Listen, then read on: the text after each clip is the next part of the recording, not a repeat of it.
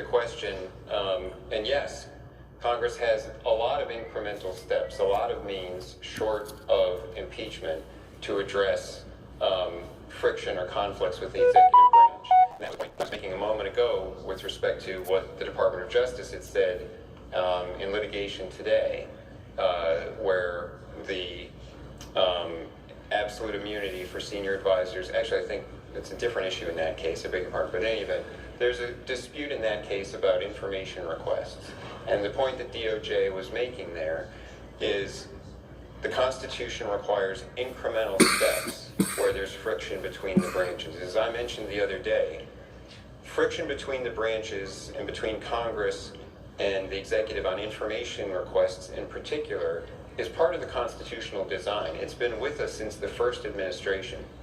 George Washington denied requests from Congress for information about the negotiation of the Jay Treaty.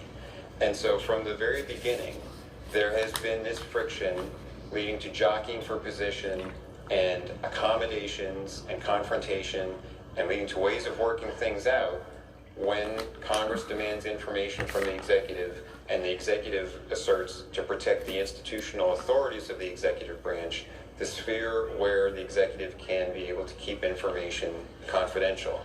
But the first step in response to that should be the accommodations process. And the courts have described that as constitutionally mandated, as something that actually furthers the constitutional scheme to have the branches negotiate and try to come to an arrangement that addresses the legitimate needs of both branches of the government. Part of that accommodations process, as the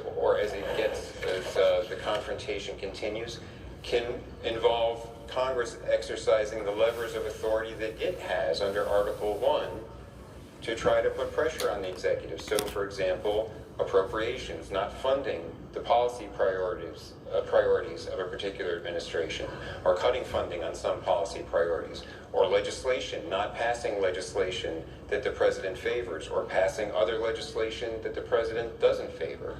Or the Senate has the power not to approve nominees, and as I'm sure many of you well know, holding up nominees in committee can be effective in some points in putting pressure on an administration to get particular policies kicked loose, things accomplished in a particular department or agency. All of these elements of the interplay of the branches of government, that's part of the constitutional design.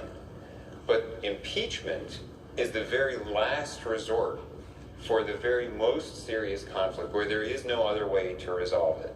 So there are all of these multiple intermediate steps, and they all should be used. They all should be exercised in an incremental fashion.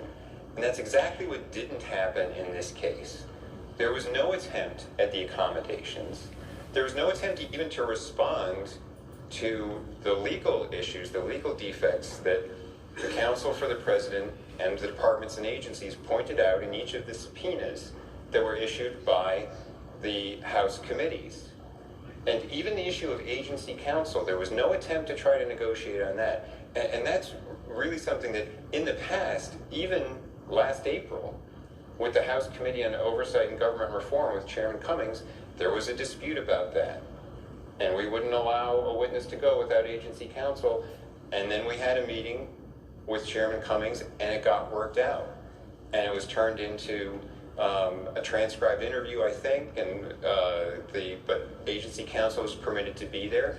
But the committee got the interview, they got to talk to the person, and they got the information they wanted. But the executive branch got to have agency counsel there to protect executive branch interests. And that's the way it's supposed to work. But there was no attempt at anything like that from the House in this case. Thank you.